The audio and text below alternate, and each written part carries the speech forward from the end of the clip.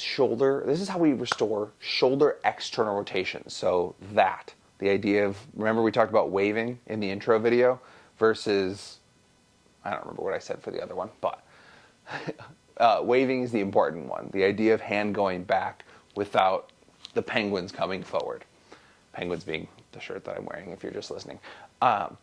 So there are, with every single mobility drill, there are a lot of different ways to set it up. I'm showing you the one I use most commonly, but that doesn't mean it's the only way to do it. All right? This is something that you can do in a lot of different positions, and if you're struggling with what I've got here, just send me a DM. Send me a DM in school, and I'll send you a different video.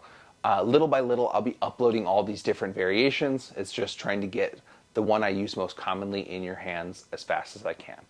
All right, here we go. Again, if you've already done some of our Pails and Rails videos, you know that we are going to, oh my gosh, it's been going for 11 minutes. That is a long screen recording. No wonder I am out of storage all the time.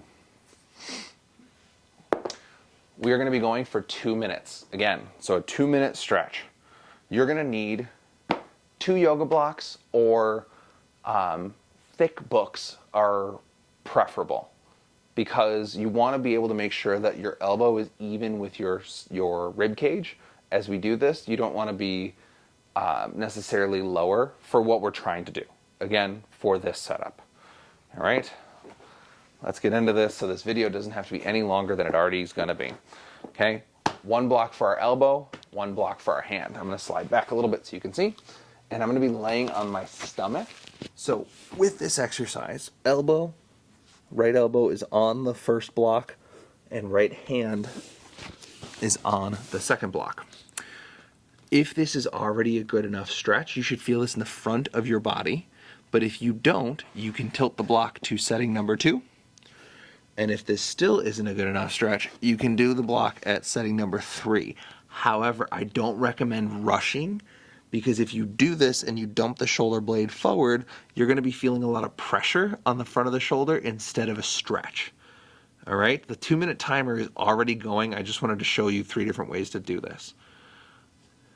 Okay, we're hanging out, and our PAILs, our first squeeze, is pressing down with our wrist, not just our hand, with our wrist into that front yoga block. We're applying a little bit of pressure here too, because we don't want the elbow to lift as we do this. We want to be pressing down through that yoga block, squeezing the stuff on the front side of your shoulder to accomplish this. So things that are going to be around the front of your shoulder, armpit, you might even be feeling a little bit of your pec. There's a lot of different ways to accomplish this, but this is what we're looking to do. Your rails, or your second squeeze, is the idea of actively trying to lift the wrist off of the block. You don't actually have to win by lifting it up. You can just be squeezing and still be benefiting from the exercise. A massive range of motion is not required to see good results with this. It's more that you've squeezed effectively and tried as hard as you can than it is about like massively. Because if I started at the low block, I could win really easily. But if I start at the high block, I try to win, and there's just not as much space for me to move, because I'm getting closer to the end of what I actually have. I'm getting closer to the end of what I actually have control over. All right, we're going to start pressing down. Remember the idea of a scale. I'm pushing down into the block, trying to make my hand heavier and heavier and heavier.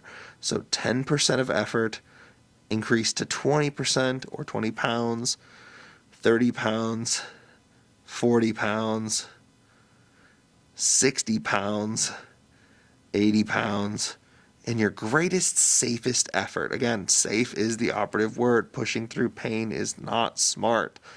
Right? And we're here because we're smart. We're here to put effort in.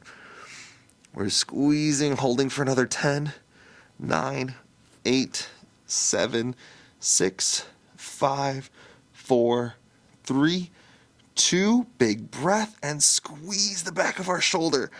10, 9, 8, 7, 6, 5, 4, 3, 2, 1. Slowly release and sink deeper into that stretch. It's not relaxing into a stretch, you're releasing into it, because ultimately the sensation is going to get more intense, not less. Breathe and relax. So with these sessions, it takes about, when you don't need me to do the intro, when you can skip ahead to the 2-minute thing, if you do 3 minutes of work on each side and then shoulder cars, that is a strength training joint and mobility session that will see massive dividends. Honestly, like, it's simple, but it's intense, and the more effort you put into it, the better the results you're going to get. All right? Let's do this again. So making sure as we press down, we're not peeling ourselves off the floor, and we're not losing access from the elbow into the lower block. Push down. 10 to 20, 20 to 40, 40 to 60.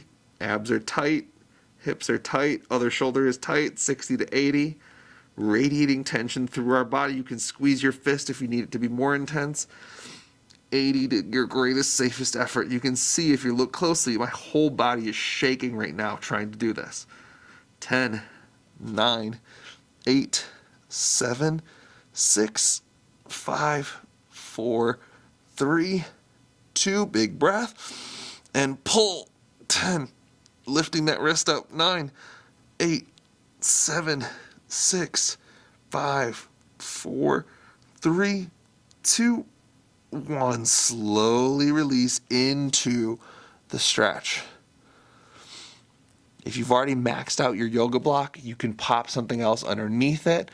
But if you've maxed out your yoga block, I don't necessarily think this is the one that you need. You may still get benefit from it, but I might recommend you change positions or use a slightly different variation, because if you're maxing out that yoga block, you probably don't have the same front side tissue restrictions as somebody who can't even get to setting number 2. Right? That was fun, right? Doesn't feel like somebody was trying to rip off your shoulder. You're going to repeat that on the other side. Remember, you're going to see a different range of motion on your left and your right, and that's okay. We are not uniform, symmetrical beings by any stretch of the imagination, and the goal is not symmetry. The goal is having enough mobility and strength on each side that we can do everything we want to do, and we're not going to get hurt if something were to go wrong. We don't need massive contortion style ranges of motion.